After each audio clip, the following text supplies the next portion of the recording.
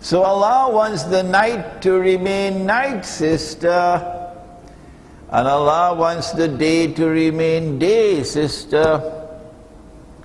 And when the night is night and when the day is day, look what happens. There is intense attraction between the two. And do you notice that when the day is approaching the night, what happens? It still happens in Islam. But it's gone now in France and in Singapore and in the United States and Britain. When the day is approaching the night, there is so much excitement that the sky is painted in a riot of colors. The sunset.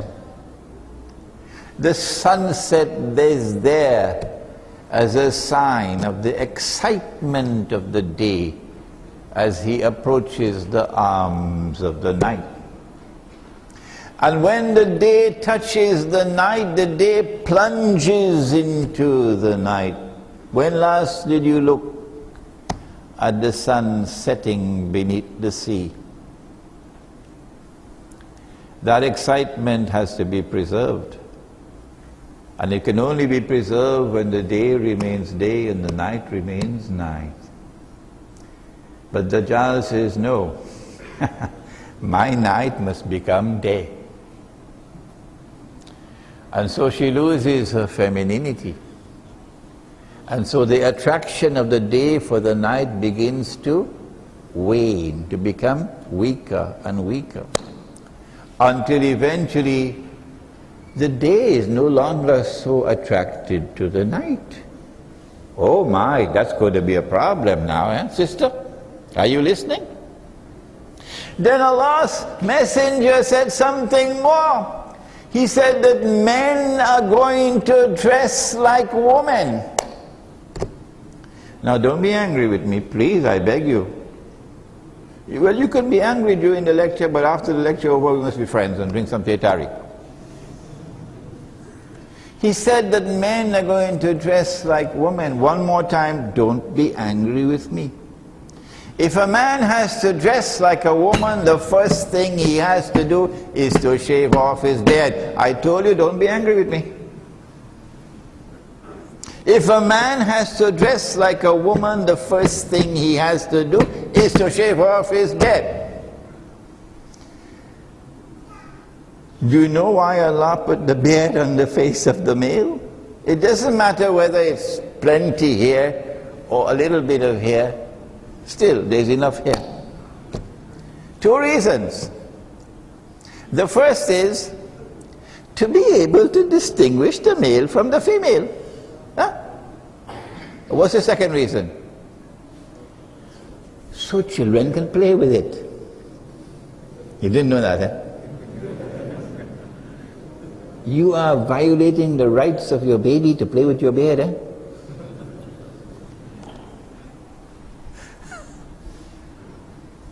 So what's going to happen when men start dressing like women? And the attraction of the day for the night is becoming weaker and weaker. Dajjal is going to rub his hands and say, mission accomplished. Because now the day will get married to the day, and you'll have a marriage certificate. And the night will get married to the night, and you'll have a marriage certificate. Sister, that is where modern Western feminist revolution is taking mankind. And we don't want to go that way. We who follow Muhammad ﷺ want to go in a different direction, where the attraction for the male and the attraction for the female must remain powerful. Powerful. So she's lost her femininity. But that's not all. She's also losing her fertility. She can't have babies. When you're trying to play being a man, something happens to your body. Allah wants that the woman should have her babies when she is young, when the body is young. And the body is youngest of all and best equipped of all to make babies after she has reached the age of puberty. That is the best time. You got to have peanuts in your head to tell me that the woman is better equipped to have a baby at 25 than at 15. I don't have peanuts in my head, excuse me. And all through history, women had their babies when they were 14 and 15 and 16 until Dajjal took over. And now they're having their babies at 25 and 26 and 27. But then some of them can't have babies because the womb refuses to deliver a baby. And this is a problem because if I don't have a baby for him, he will take another woman. What to do? So you go to a place called a clinic, fertility clinic, and they're very expensive. We're talking about a slave woman giving birth to her mistress, and you pay a large sum of money to become pregnant. And all that you try, but nothing works. Nothing works. But remember, you're earning a big income, you got a career, you got a BMW in the yard there. You're a modern woman, but you can't have a baby. I feel sorry for you, sister, I'm not laughing at you. So now guess what you do? You go to Indonesia, knock, knock, knock. Are you there? So the slave woman comes out. And you make a contract with her. If you do it in New York with an American woman, then you take her to the clinic and your husband's sperm is injected into her egg. So she can become pregnant with your husband's baby. It's going to cost you 70,000 US. You don't have that kind of money. So you travel to Jakarta or to Bangladesh and you get the slave woman, knock, knock, knock, and you make a contract with her and you only pay 7,000.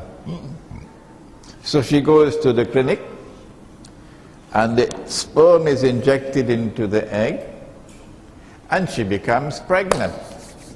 MashaAllah. She got a first-class baby there inside of her.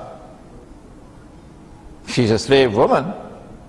But for 9 months she got to drink mineral water. That baby should not get this polluted water. And for 9 months, no GM food. Only the food that's served in 5-star restaurants. Got a first-class baby there.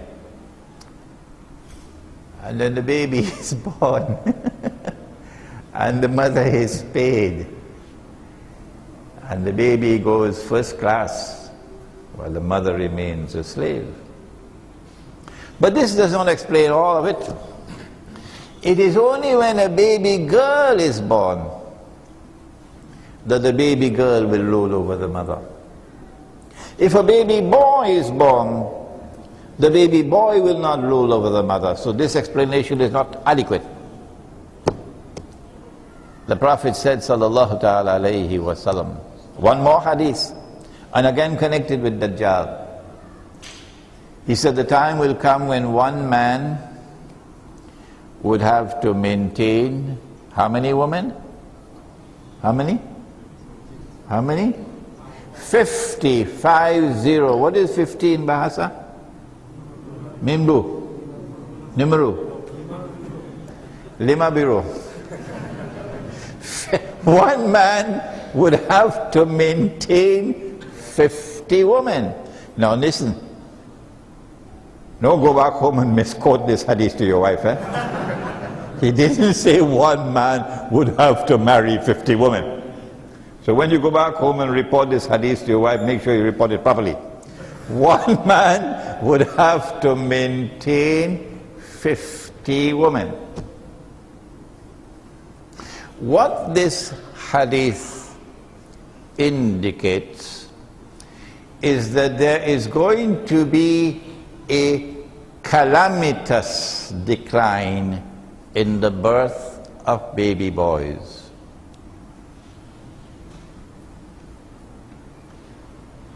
So great will be the decline that hardly any baby boys are going to be born tomorrow. Why?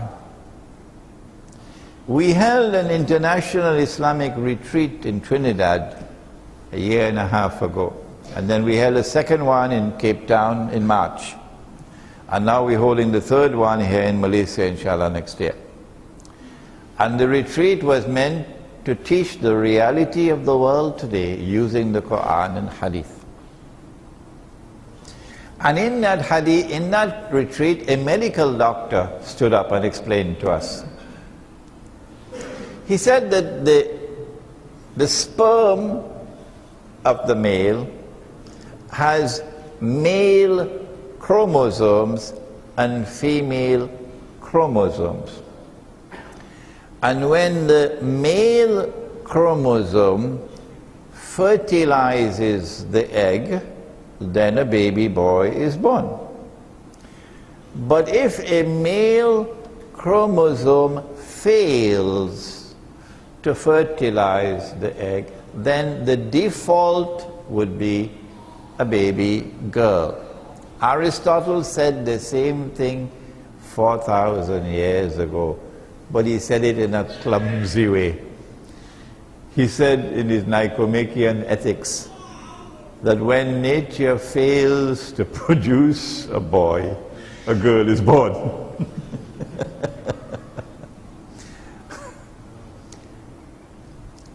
The doctor explained that the radiation that comes from cellular phones and from laptop computers, and notice where the laptop computer is placed, that this radiation damages sperm production, making the chromosome weaker and weaker, until eventually the male chromosome will be too weak to fertilize the egg. Maybe that the genetically modified food also has a role to play.